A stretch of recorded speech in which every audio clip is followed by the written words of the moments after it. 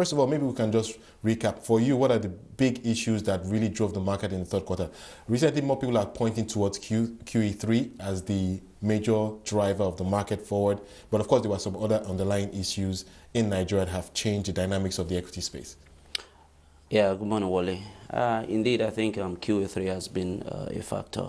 We've seen that risk on trade really coming with a coordinated monetary easing by global central banks, which I think has been positive really across the emerging market spectrum in its entirety. But beyond that, we think there are also some domestic factors as well, which have come into play. You'll be aware of some of the structural reforms which are expected, right, both on the economic level as well as on the NSC. The onset of market making in its own, I would think, has been very significant.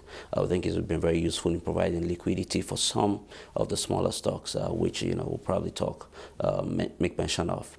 But beyond that as well, we think that some of those big names really have sort of been able to maintain the interest that they've had coming through H1, in terms of the fact that even though we had a lot of global headwinds in H1, strong results, especially from a few big names, the banking sector in particular comes to mind, has been able to propel their results. So for instance, you see First Bank, GTB, the likes of Zenith, coming in with 30%, 27%, so earnings about 90%. A factor as yeah, well. Absolutely. Especially for those to which investors were already predisposed by the virtue of their quality and positioning within their respective industries. So moving ahead, I mean, this is something I speak to analysts all the time about. Your broad expectations were up about 25% year to date. Where do you think we will see this market closing and why? The thrust of that report really is basically to survey what we think would happen in terms of the investment opportunities. Right. Part of what we looked at really was to see that for the better part of the year, the market performance really was driven by the defensive, if you will, quote, stocks, which are market leaders in their respective segments. What we saw was a bit of difference in terms of Q3 performance because perhaps emboldened by the easy money, we saw investors being more willing to go down the quality ladder. So whilst the H1 performance was dominated by the big names across sectors, the brewers, the construction, the big banks as well, in the latter part of Q3, you saw a number of the smaller stocks begin to take over, which sort of gives you an idea of the sort of comfort that investors are beginning to have in terms of going further down. Now, we define those value stocks as those who have very low fundamentals relative to their own items as well as relative to peers. And what we discover is that for the likes of FCMB, Fidelity, Sky, IBTC, within the banking space, we see a bit of a run-up in September specifically. So would that be because of expectations for Q3 numbers? Because we know those probably won't come in till maybe mid-November. What we think actually is that for the most part is driven by those reforms that we mentioned, the greater liquidity provided by the market making, as well as easy money coming in from QE3. We think that's basically what's driving what we've seen so far. The interesting thing is that as far as it percolates into our expectations for Q4, what it means is that as long as this current environment exists, you could expect to continue to see that sort of run-up as investors begin to focus more on the value stocks that are on the exchange. But the concern for us is that being driven by QE3 as well as general positive sentiment as where the event risk for equity performance is a bit heightened because a number of the positive factors that are basically driving the trend was seen could reverse. Whilst the market making onset is going to stay with us and we could have that liquidity support, the sort of easy money that was seen in terms of foreign investor interest, which according to NSC still account for over 80% of trading, could very easily reverse. In such an environment, even though we've seen a more recent run-up from the value names, the smaller names, so to say, we think they also could be more affected should such an event risk materialize. In other words, in trying to make your investment decisions, you need to balance it against the strong downside protection provided by the quality names, the GTB, the Zenith, the FBN, the Nestle. the expectation. Yes, for those quality stocks. But in terms of upside potential as well, you'll probably be looking more at the value stocks. And it's that balance that we try to highlight Okay, so in let's that talk report. about that balance. I mean, how do we pick stocks in this environment? I think you use a few interesting, should I say, descriptions for how to address the market now. You call some best of breed stock selection approach. Talk to us about that. Basically, by the best of breed stock selection approach, we're looking at companies, entities which over the years have proven themselves to be market leaders in their respective segments. We're talking, for instance, in the food space, we're talking about the likes of Nestle, the brewers, NB and Guinness stand out, as well as across the construction and other spaces.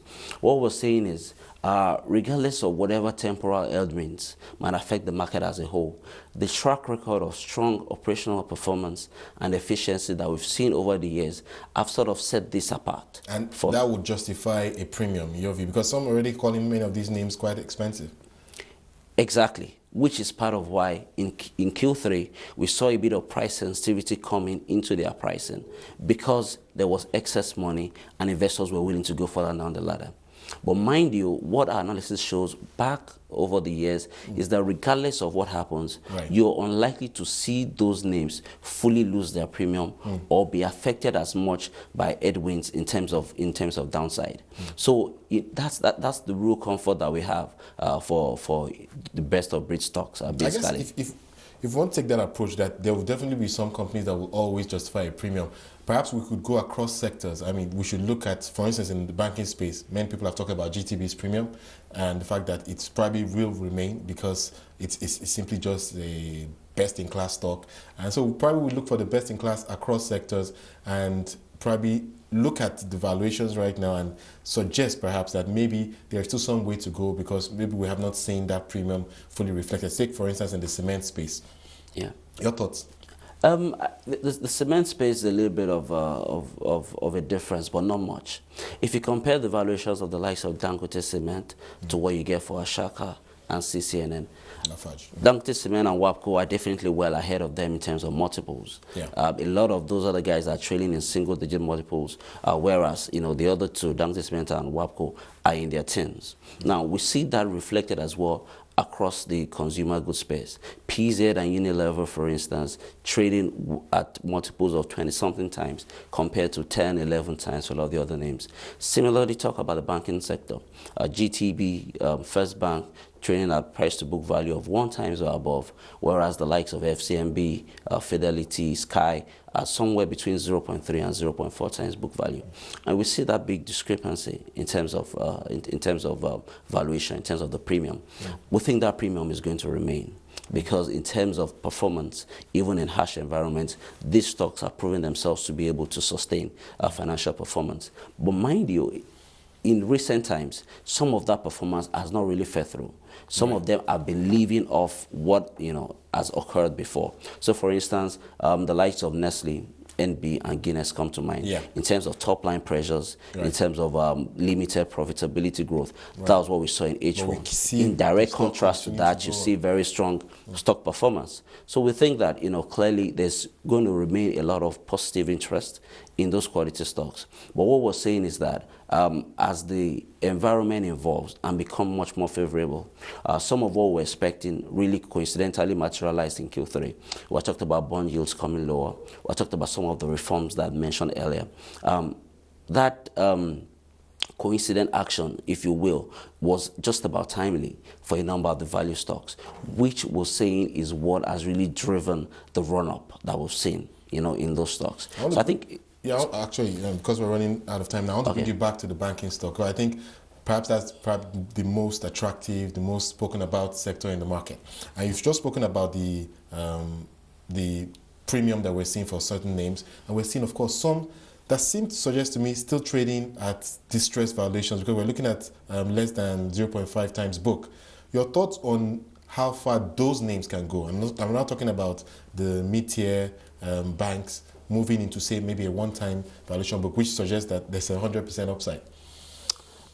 Your thoughts on that? Do you think we will see many of those names meeting that, maybe over the next 1 year, we'll see them moving closer to one-time book?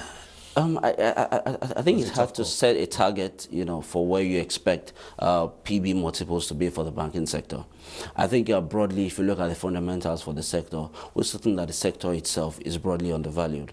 But at the same time, you cannot fault investors for being a little bit cautious in light of what has happened in recent years. But what we're saying is that whilst the lower half of the banking sector, so to say, has been left behind by the movements and the run-up that we've seen in Q3, they appear to just be coming into their own with the recent events that we mentioned. So relatively, if the situation remains as it is, we'll be expecting greater upside for the smaller banks relative to the bigger banks. That already has been borne out in Q3 performance. Whilst the likes of Sky and Fidelity were up roughly 20 and 30%, you have the likes of GTB, Zenith, and FBN posting sub-10 performance in the month of September. GTB in particular just doing 6%. So that's the sort of evolution that we expect to see. We continue to expect positive interest from the big names, from the quality names, but which will be somewhat diminished by the run-up that they've already enjoyed. But we think that much of the upside value is for the smaller banks, albeit taking note of event risk, which if it materializes in terms of worsening global environment, will probably affect those smaller names more. I think that's a very interesting discussion we just